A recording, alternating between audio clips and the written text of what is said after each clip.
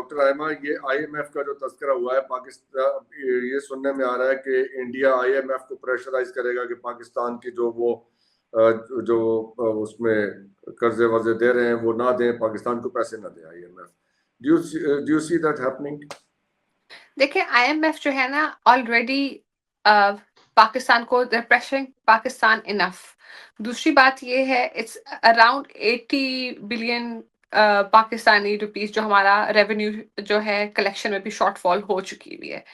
Third issue ये है India कहेगा कि because they have they've created terrorism in the country, हमारे हालात खराब हैं, they might not be able to repay, और अमेरिका के ऊपर something similar to the sanctions, which is this is a hot topic these days in economic terms and also in the political terms. However, Pakistan holds a very important place for the US and in the global economy. तो वो कर्जा पाकिस्तान को देंगे, हर हाल में देंगे. However, there'll be more tightening on the conditions because again the thing is कि अभी भी सैलरी क्लास ने सबसे ज्यादा टैक्सेशन पे किया है पाकिस्तान में, और साथ ही साथ हमने फिर भी हम अपने हमारा जो रेवेन्यू का जो हमारा टारगेट था we have run short on that. So these are the condition that IMF is really going to look into for Pakistan.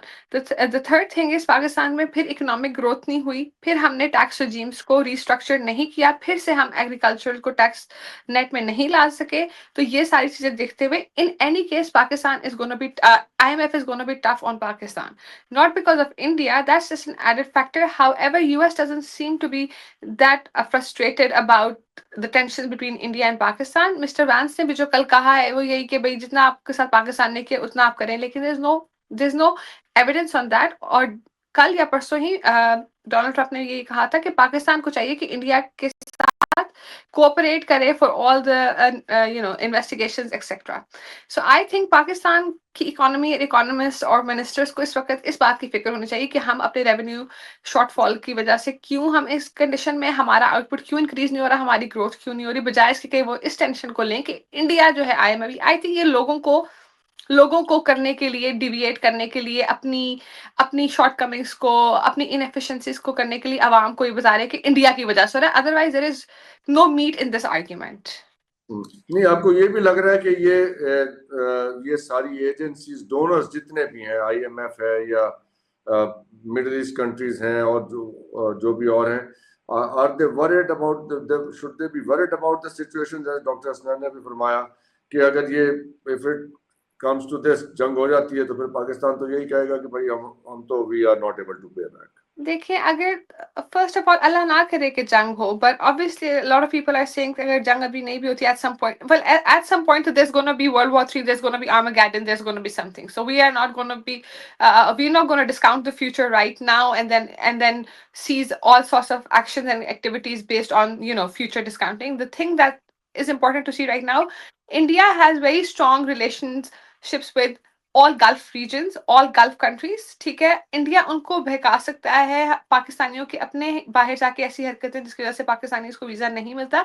Obviously there is a stake, we see some stake and sentiment by all the donors, all these countries. They're going to have a close eye on it. और अगर IMF पीछे हो जाए देने से तो हमारे donors भी पीछे हो जाएंगे.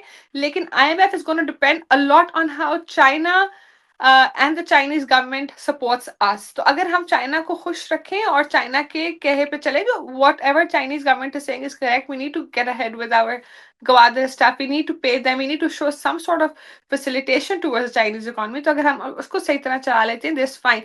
However, if IMF shows hindrance in paying the next tranche to Pakistan, तो फिर हमारे donors automatically पीछे हो जाएंगे. There's no one more question पे डॉक्टर उस्मान की तरफ जाते हैं. यही क्वेश्चन डॉक्टर उस्मान के सामने भी रख देंगे.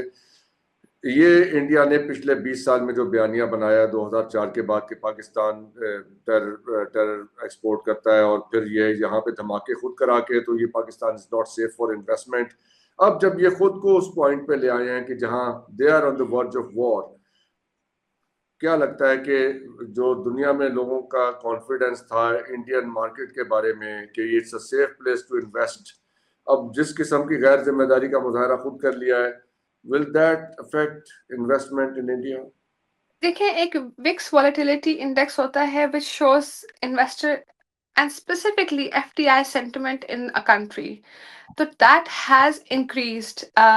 अब वो आपको इंडेक्स ये बताता है कि इन्वेस्टर ये कह रहा है कि इनकी इकोनॉमिक कंडीशन एकदम से ऊपर नीचे जा सकती है। वॉलेटाइल मतलब ये कि स्टेडी नहीं है। इन्वेस्टर उस कंट्री में इन्वेस्ट करना चाहता है, स्पेशली एफडीआई के लिए, जहाँ के इकोनॉमिक हालात, सेफ्टी हालात, टैक्स हालात स्टेबल रहे। लेकिन जब से ये पाकिस्तान के साथ मसला स्टार्ट हुआ है पिछले 2-2.5 हफ्ते से, तो इंडेक्स बहुत तेजी से हरकत दिखा रहा है, जिसकी वजह से एकदम से तो पुल आउट इंडिया से नहीं करेंगे। India is a very deep market, India has very strong ties. लेकिन वो जो सेंटिमेंट है, फाइनेंशियल मार्केट सेंटिमेंट पे चलती है। सेंटिमेंट का मतलब क्या हुआ कि आज हमारी क्या एक्सपेक्टेशन है कि अगले 10 दिन, अगला 1 महीना, 2-3 महीने में क्या होगा। तो जो फौरी तौर का सेंटिमेंट इंडेक्स है वो स्टेबल है इंडिया के लिए, लेकिन अगला 1 महीना, 6 महीना, और मैं बहुत हैरान थी, जो 1 ईयर अहेड है, मतलब 1 साल का अहेड है, उसमें बहुत वॉलेटिलिटी नजर आई। यानी कि इन्वेस्टर ये समझ रहे हैं, या उनका ये कहने का नजरिया है कि इन द फ्यूचर 1 साल के अंदर इंडिया में काफी चीजें आगे पीछे हो सकती हैं। And there are few reasons for that. एक तो ये है कि पाकिस्तान के साथ वॉर, दूसरा ये भी है कि अमेरिका ने इंडिया को भी नहीं छोड़ा, उसके ऊपर भी वो टैरिफ लगाने पे लगा है। थर्ड रीजन ये है कि वो इंडिया को अमेरिका से एम्यूनेशन एंड वेपन्स खरीदने पड़े। इन सब की वजह से इंडिया के ऊपर असर अंदाजी हो रही है। जहां तक आपका जो पहले सवाल का क्वेश्चन था कि पाकिस्तान के बारे में, वो कहते हैं यहाँ ना it's not a safe country. देखें, सेफ कंट्री तो दूर की बात है। आप देखें किस तरह हमारे bomb blast, terror attacks etcetera Pakistan में हुए। एंड उसके पॉलिटिकल इंस्टेबिलिटी, ये जरा डॉक्टर उस्मान, ये पॉलिटिकल इंस्टेबिलिटी तो knocking on India's door as well. जो मोदी साहब की इस वक्त पोजीशन हो गई है और जैसी वहाँ इंटरनल पॉलिटिक्स चल रही है, अगर आप उसको जरा डीप जरा देखें तो वहाँ पे काफी हलचल है इस वक्त। एंड इफ मोदी फॉल्स, तो there will be a lot following along with him. जी डॉक्टर उस्मान, आप ये सवाल ऐड भी कर ले जब आप जवाब देंगे। भारत ने सर 86.1 जो बिलियन डॉलर दिफा पर खर्च किए, जो कि पाकिस्तान का दिफाई बजट का तकरीबन 9 गुना है। अच्छा, अब इसमें तकरीबन अगर पूरी यानी ग्लोबल लेवल पर देखें इसके इंडेक्स को, तो तकरीबन इसका हिस्सा 3.2% यानी 3.2% बन रहा है। सो इसका मतलब है उनके ऊपर ठीक ठाक प्रेशर आया, यानी ये करने, और फिर बिजनेस कॉन्फिडेंस तो शटर हो जाएगा मुकम्मल तौर पर। और जितनी फॉरेन डायरेक्ट इन्वेस्टमेंट पे डिपेंड कर रहा था और इसको मसाबकती यानी कंपेटिटिव मार्केट बनाना था, उसका क्या बनेगा?